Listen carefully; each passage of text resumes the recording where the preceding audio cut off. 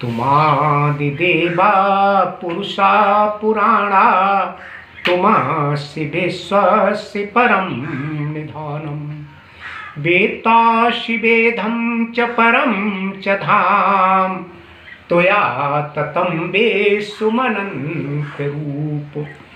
वायुर्मो अग्निवरुणा सशङ्का प्रजापतेस्त्वं प्रपितामहाश्च नमो नमस्ते सहेस्रकृत्वा पुनश्च भुवोऽपि नमो नमस्ते पुनश्च भुवोऽपि नमो नमस्ते। प्रिय मित्रों, परिवार के लोगों व मेरे देशवासियों, सर्वप्रथम जिस तरीके से तीसरी बार कोरोना को 17 मई तक मिटाने के लिए लॉकडाउन को बढ़ाया गया है, मैं आपके साहस, आपके अनुशासन की भूरी भूरी प्रशंसा करता हूं। आपत्ति है, बल्कि इसको महाआपत्ति माना जाए, और मानव जीवन का अगर पर्यायवाची शब्द ढूंढा जाए तो विपत्ति ही निकल के आता है। अर्थात जो ह्यूमन लाइफ है वो सुख और दुख का मिला हुआ एक सम्मिश्रण है, एक घोल है। और ये पहला मौका नहीं है कि इतना बड़ा संकट हमारे देश पे आया है। व्यक्ति आपत्ति में पड़ने पर उसकी एक परीक्षा होती है, आपत्ति एक कसौटी होती है। यहाँ पर हम महाभारत के 2 प्रसंग रखना चाहेंगे। श्री कृष्ण ने अर्जुन से कहा कि हे अर्जुन, कर्ण के बाणों का तुम्हारे पास कोई जवाब नहीं है, उसका मुकाबला करने में तुम सक्षम नहीं है। तो फिर युधिष्ठिर ने कहा कि फिर अर्जुन को क्या करना चाहिए कि भीष्म पितामह और कर्ण के बाणों का मुकाबला हमारा अर्जुन कर चुके, कैसे इन्हें मुकाबला करना चाहिए, क्या उसके लिए कोई ऐसी दीक्षा शिक्षा क्या इन्हें लेना चाहिए। तो कृष्ण ने कहा कि हाँ भाई, मैं बताना चाह रहा हूं, इन्हें देवलोक जाना चाहिए और वहां दिव्यास्त्र प्राप्त करने चाहिए, लेकिन एक शर्त है, अकेले जाएंगे। ब्रह्मचर्य व्रत का पालन इन्हें वहां करना पड़ेगा। रूपरेखा के अनुसार अर्जुन अकेले देवलोक को जाते हैं। दिव्यास्त्र प्राप्त करने के लिए ब्रह्मचर्य व्रत का पालन करते हैं। देवकन्या उर्वशी अर्जुन के हैंडसमनेस, उसके शरीर की बनावट को देखकर अट्रैक्ट होती है। रात के अंधेरे में एकांत में बिल्कुल नग्न होकर अर्जुन की कुटिया पर आती है और कहती है, अर्जुन, मैं काम वासना शांत करने के लिए तुम्हारे पास नहीं आई हूं, पुत्र कामना लेके मैं आई हूं। मैं चाहती हूं मेरी कोख से अर्जुन जैसा बहादुर धनुर्धारी पैदा। जरा कल्पना करो मेरे देश के नौजवानों, मेरे परिवार के लोगों, रात का अंधेरा हो, एकांत हो, एक बाला बिल्कुल नग्न होकर सामने खड़ी हो और पुत्र कामना की बात कह रही है। लेकिन नहीं, भारत के चरित्र ने, भारत के अनुशासन ने, भारत की मर्यादा ने हमेशा एक परीक्षा दी है और वो परीक्षा में फेल नहीं हुई है। उसने उस परीक्षा को उत्तीर्ण किया है।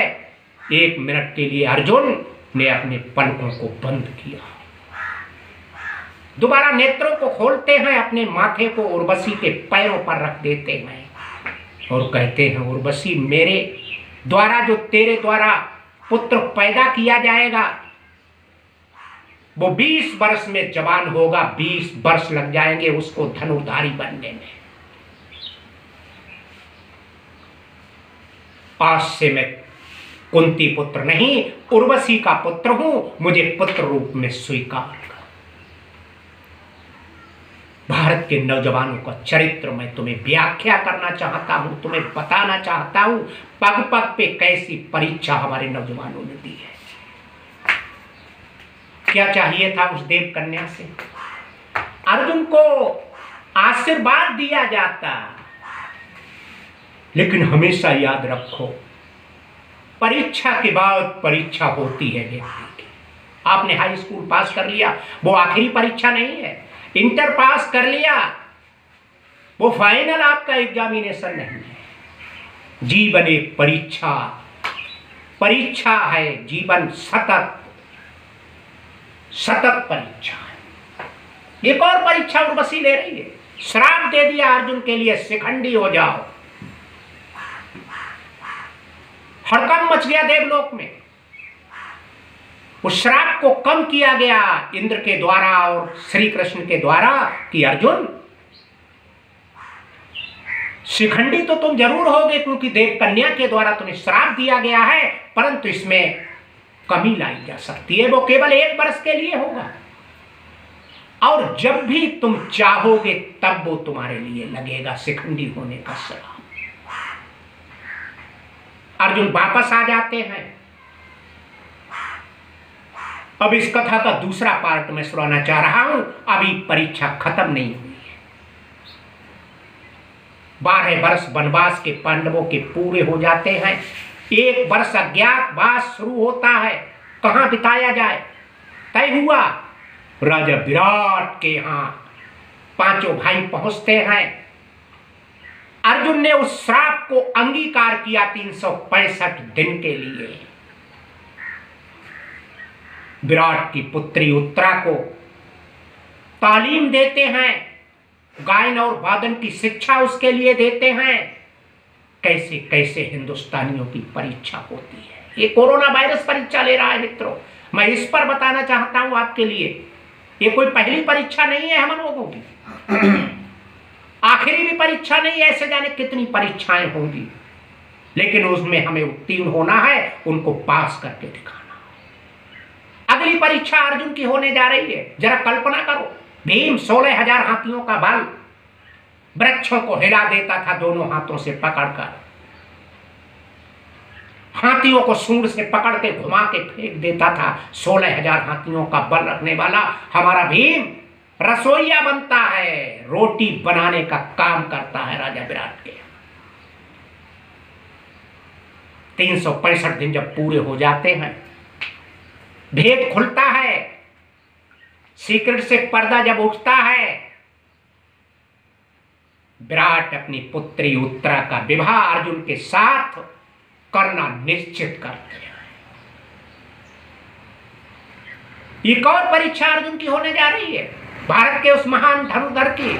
अर्जुन ने कहा नहीं, जिस बेटी को मैंने तालीम दी है वो मेरी पुत्री है, उसके साथ अर्जुन का विवाह कभी संभव नहीं है।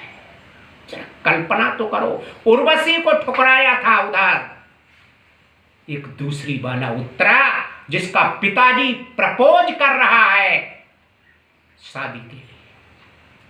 इस परीक्षा में भी उत्तीर्ण होते हैं भारत के नौजवान।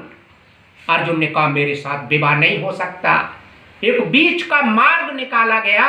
बोले तुम बहुत लालायित हो हमारे परिवार से रिश्ता जोड़ने के लिए, तो मेरे पुत्र अभिमन्यु के साथ उत्तरा का विवाह हो सकता है। भारत का चरित्र है, बार बार परीक्षा, पग पग पे परीक्षा। आज का हमारा नेतृत्व, वो चाहे हमारे माननीय मोदी जी हों, उत्तर प्रदेश के सीएम माननीय योगी जी हों, सक्षम हैं, कुशल हैं, ज्ञान के भंडार हैं दोनों लोग। जो भी फैसला हमारे विषय में ले रहे हैं बिल्कुल हमारे हित में ले रहे हैं। हमें उनके अनुशासन में रहना चाहिए। वो जिस तरीके से बताएं उस तरीके से रहना चाहिए। इस युद्ध में निश्चित रूप से हम विजयी होंगे। जिन लोगों ने मुझे सुना हो, गुजारिश है इस वीडियो को अन्य लोगों को भी सुनवाएं। मौसम दीनन दीन हित तुम समान रघुबीर, अस विचार रघुवंश मन हरहु विसंभव वीर। कामहि नारि प्यारि जिमि लोभय प्रिय जिमि दाम। तिमि रघुनाथ निरंतर प्रिय लागौ मोहि राम। जय हिंद, जय भारत, वंदे मातरम।